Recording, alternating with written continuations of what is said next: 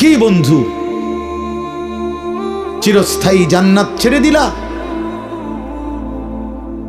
জাহান্নামের জন্য সিদ্ধান্ত নিয়েই নিলা।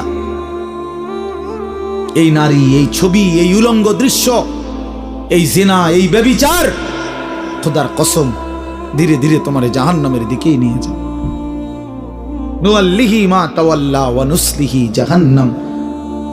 আল্লাহ বলছে, যে বান্দা আমার রাসূলের বিরুদ্ধাচরণ করবে এবং আমার ঈমানদার বান্দারা যে পথে চলে তার উল্টো পথে চলবে, আল্লাহ বলেন আমি তাকে সেই উল্টো পথেই চালাবো এবং একদিন সত্যি সত্যি আমি তারে জাহান্নামে ফেলে দেব।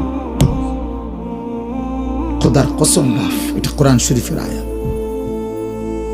আমি এই মাত্র বলে আসছি, বলছি তোমরা যারা আমার একটা কথা মনে করো বাপ, ছেলেদেরকে তোমাদেরকে বলি বাবা, সারা দিন সারা রাত মোবাইলে নারী দেখো, ছবি দেখো, নাচ গান, এক ওয়াক্ত নামাজ যারা পড়ো না, কোনোদিন যারা ফজরের নামাজ পড়ো না, হালাল হারামের কোনো পার্থক্য নাই, কিন্তু কেউ তোমারে ফিরায় না।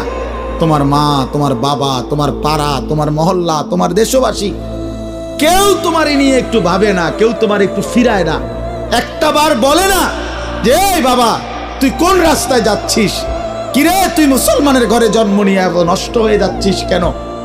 যাকে কেউ ফিরায় না, কেউ বলে না, কেন বাপ? একটা বার, একটা ছেলে শুধু তুমি আমার কথা ভাইবো যে কেউ তোমারে ডাকে না কেন? 365 দিনে খোদার একটা বছরে কোনোদিন ফজরের নামাজ পড়লা না, অথচ কেউ তোমার একটু বলেও না কিরে বাবা তুই মুসলমানের ঘরে জন্ম নিয়ে ফজরের নামাজ পড়স না কেন? সারাদিন রাত তুমি মোবাইলের মধ্যে নারী নিয়ে, ছবি নিয়ে পড়ে থাকো, কিন্তু আপন মা বাবা, আত্মীয় স্বজন, পাড়া পড়োশি কেউ তোমারে ফিরাইবার জন্য একটু ডাকেও না, বলেও না। এমন হয়ে গেল কেন তোমার জীবনটা? কেউ তোমারে বাঁচাইতে চায় না কেন?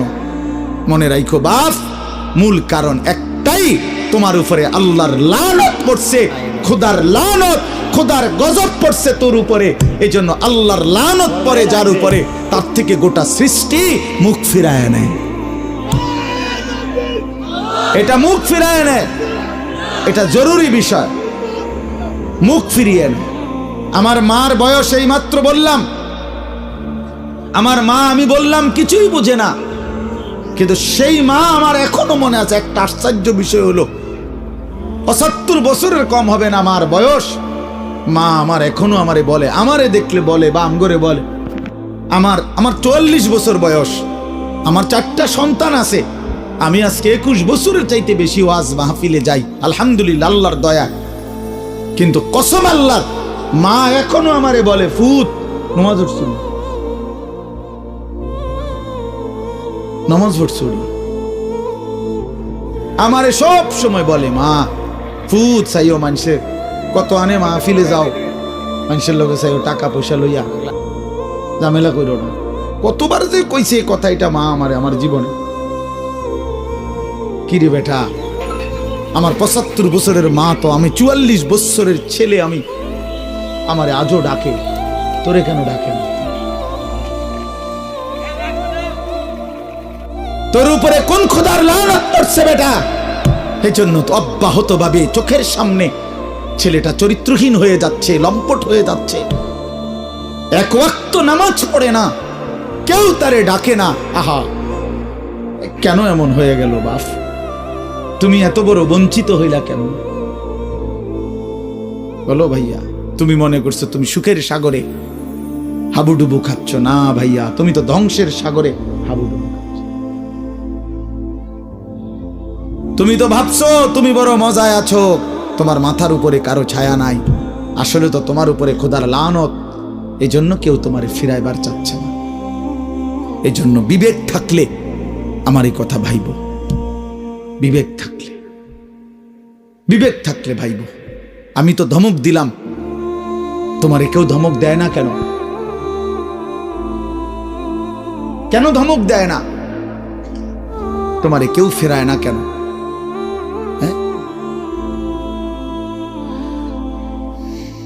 এই জন্য দোস্ত দয়া করে এটা ভাবা উচিত, আমরা ইনসাফের সাথে আমাদের এটা ভাবা উচিত।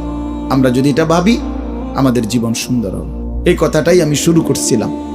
আল কাইয়িসু মান দানা নাফসাহু, নবীজি বলছেন সে বুদ্ধিমান যে নিজের হিসাব করে। ওয়া আমিলা লিমা বাদাল মাউত, এবং মৃত্যু পরবর্তীর জন্য আমল করে। সেভাবে আমি কে, আমারে কে বানাইলো, আমি আসলাম কোত্থেকে, কেন বানাইলো, আত্ম উপলব্ধি, নিজের বিবেক, নিজের জাগা। আসলে আমি কে, আমি মানুষ না জানোয়ার, এতটুকু বুঝ বুদ্ধি আকল দিমাগ যদি দোস্ত আমার না থাকে, আমি মানুষ হলাম কিভাবে, মুসলমান হলাম কি? মাসালুল লাযী ইয়াযকুরু রাব্বাহু ওয়াল্লাযী লা ইয়াযকুরু রাব্বাহু মাসালুল হাইয়্যি ওয়াল মাইয়্যিত। নবীজি বলছেন যে আল্লাহকে স্মরণ করে আর যে করে না, এই দুইজনের মধ্যে উদাহরণ হলো একজন জীবিত, একজন মৃত।